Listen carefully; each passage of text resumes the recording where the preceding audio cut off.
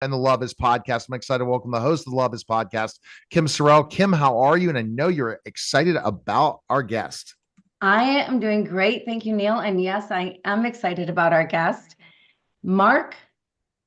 Man, Mark Smerling, you have done some things that have just been absolutely incredible. You've been nominated for Academy Awards and you've won Grammys and you've done or Emmys. I'm so impressed with your work. I love the Jinx. The Jinx did so well and it's so good and it's just done in sort of a different way than a lot of the things that you see. And now you've got this new podcast coming out, or it's come out, and it's so good. I just want to say thank you for coming and welcome to the show. Well, thanks for having me. I'm glad to be here. Talk about Anthony Ramundi. Yeah, Yes. Anthony Ramundi, my word, what a story that man is. And for you to be a part of it, pretty exciting, I would think. But what is it like to work with Anthony Ramundi? You know what? This is a interesting fact from a guy who works with a lot of mobsters and wise guys. I also make Crime Town and Crooked City, which are about organized crime figures in Youngstown and Providence, Rhode Island, and they're very charming. He's a very charming guy, Anthony, and he is. You feel real sympathy for him. He's been going through a lot of health issues. He wrote this book that he self-published on Amazon that became very popular and sort of ignited a conversation about the mafia in Brooklyn, but mostly about the death of Pope John Paul I back in 1978, which has always been a conspiracy laden death because John Paul was elected Pope and then died 33 days after. And he was elected during a time when the Vatican was under a lot of scrutiny for some financial misdealings of the Vatican Bank. Wow. Oh my goodness. So that I wouldn't have thought that part. That's shocking. That Yeah, this crazy. yeah, I mean this could really have this is not a conspiracy then it sounds like potentially.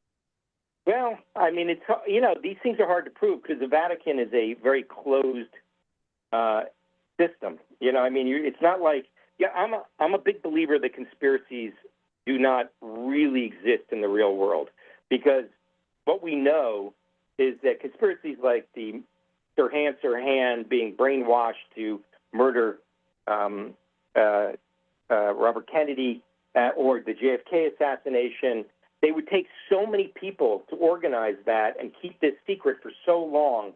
Nobody keeps secrets. It would come out. Something would come out, something extraordinary, especially with all the investigations. But the Vatican is unique because the Vatican is just its own little city in Rome. It's got full autonomy, and it's a very, very closed place. You can't really talk directly with anybody in the Vatican about these events. It's so true. I always think the same thing, Mark, about conspiracies. How many people would have to stay secret? How many people would have to keep things secret? When they talk about Big Yeah. Farm or they talk about any other kind of conspiracies, something going on, that chances are really good it doesn't exist, but the Vatican is its own animal for sure. And I can't imagine Anthony coming out and saying these things just for the heck of saying them. Yeah. Well, that's one of the big questions of the podcast is to look at this death, some 50, 35 years, 40 years ago, and to try to figure out what happened from talking to people in Italy, talking to people who have written books about it, talking to people who were back then, and also, obviously, from telling Anthony's story, which is all sort of tied up. To be the guy that the Sicilian mafia calls to help kill a pope, you have to have connections to the Sicilian mafia here in the United States. And you have to be sort of a special case in a lot of ways. And Anthony, in his book, outlines his life, and his entire life is moving towards this one event. Mark, what is Anthony thinking? Putting him I know he's dying. What is he thinking doing this Yeah. by putting all these secrets out? Is he hiding or is he still in hiding or he doesn't care if someone ends up taking him out now? I think he doesn't really care. He's been so ill. I think that to a large extent, there's been a lot of controversy over his stories. Obviously, like all conspiracies, some people are going to believe it, some people aren't going to believe it. But I think really what he's thinking, and there's been a lot of talk about he just wants to cash in on a big story and make some money, and I don't think that's what's going on here. I really believe that Anthony has come to the end of his life, and he wants to sort of have some sort of moment of recognition for who he is and what he accomplished. Even though what he accomplished is a very dark thing, he doesn't want to die without telling his story. And I run into this all the time. I mean, everybody's like, oh, the mafia never speaks, omerta, blah, blah, blah. When certain mobsters get to a certain age, they start to talk about their lives because it's all they got. It's a story that they can tell, and it's one that they think, they want out there in the world. And Bob Durst was like that, too. I mean, Bob invited us out to California after we wrote this movie, All Good Things, with Ryan Gosling and Kirsten Dunst, and he suggested that we make a documentary about his life. Now, that seems kind of crazy, right? Because he knew he killed 3 people, for sure, Sorry, guys, I got a dog here. That's Okay. cool. No, absolutely.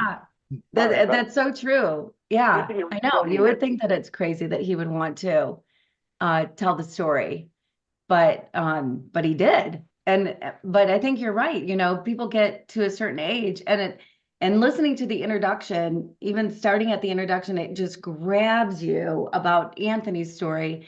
And one of the things that he talks about is that he wants to go to heaven. And he feels like he's got to confess his sins. Like, he sounds completely 100% sincere.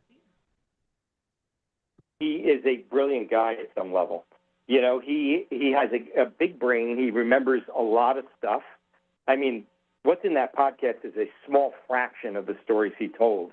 And his ear for detail is really incredible. So either he's the greatest mob historian in history, or he actually touched a lot of these events. And remember, these events, like some of the things he talks about, are well known in mob folklore. Like, one of the things he talks about is being related to Lucky Luciano, which gets him a lot of flack on the mob-related YouTube channels. It's a claim that sort of infuriates certain people. When we looked into it, we hired, somebody to look into his lineage. We found out that indeed his grandmother knew that his grandmother was in Sicily for when she got pregnant with his great grandmother was in Sicily when he got pregnant with his grandmother, and it very well could have been with Lucky Luciano, with Luciano, because she was living in a town right next to his town.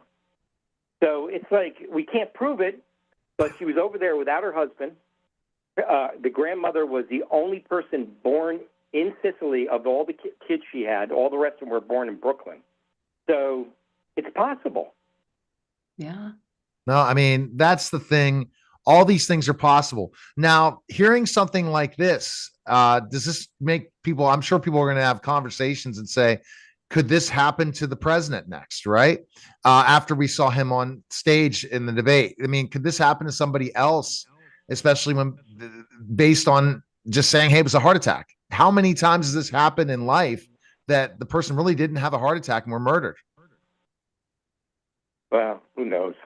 I mean, that's a tough question to answer. Certainly, if you look back in the history of the Vatican, there have been several popes that died under questionable circumstances. And, historians believe that several of them were murdered. So it's not unheard of, for sure. In any type of true crime situation. And that's where I think the excitement of this podcast comes, is the opportunity to really tell the story and how well true crime podcasts do, right? Yeah.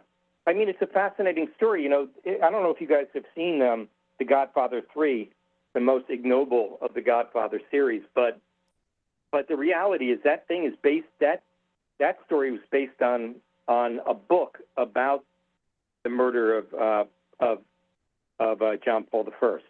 So, you know, it's been out there in the world. It's a fascinating story. It has you know, money, it has greed, it has power, it's got everything. And you know, Anthony sort of brings it down to earth in a real way. Oh, wow. Go ahead, Kim.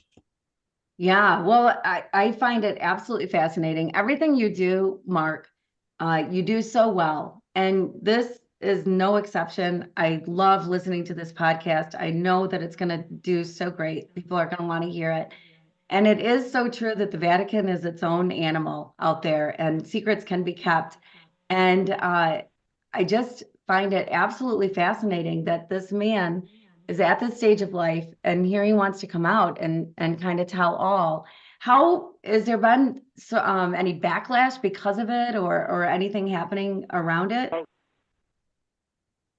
Yeah, when the book came out, now the podcast has only been out a short time, and the podcast goes through all the iterations. We don't just talk to Anthony Raimondi and let him tell a story. We actually talk to other people who are part of this story. People from Italy, people from the United States who've looked into it, who've done a lot of work. So, but when his book came out, there was a tremendous amount of controversy. You know, there was a lot of backlash online, and there were a lot of people saying, "Oh, this could be true," and there are a lot of people saying it could. You know, it's all baloney. So it's a continuing controversial story. Well, I'm going to have to listen to that for sure. Kim has a final question. It's a love question. It'll be interesting, Mark, but I think that anyone who does something as much that loves doing what they're doing, it's definitely going to be interesting. Go ahead, Kim. Yeah, so Mark, I took a year, I dedicated a year to figuring out the true meaning of love. And the things that I found out about love just blew my mind and rocked my world. So different than anything that I'd been taught about love. And which sounds so odd asking you this question when we're talking about Anthony and talking about your incredible work. But I am curious where love plays a role in it all. Like Anthony is a man, you know, he had family, he had friends, he had whatever. Like he's a man who definitely loved, but then was able to do all these things that were not so great. Where do you think love plays a part? Yeah. I've always wanted to make a series about love, but with the eye of a true crime story, you know? I mean, there's a lot of, like, controversial and difficult love stories that could be told, you know? And it feels like, you know, that is one of the things in crime stories that create a connection between the criminal and the viewer, right? It's something that, you know, that we understand when we hear it, and we understand that emotion. We understand why people do things for love. And criminals sometimes do extreme things for love, you know? So ultimately, it's, you know, I'm always looking for the emotional underpinning of a story. And if you're listening to the Raimondi podcast, which you're obviously listening to, you get that he was someone who was part of a big family, and he was part of a family that loved him. And that's important, because then he's like a fully formed human being. He's just not some sort of cardboard cutout of a wise guy. All right. Well, thanks again, Mark. Again, check out the podcast. It's available on all podcast networks. Appreciate it, Mark, and thanks for stopping by. All right. Thank you for having me. All right. That was a special simulcast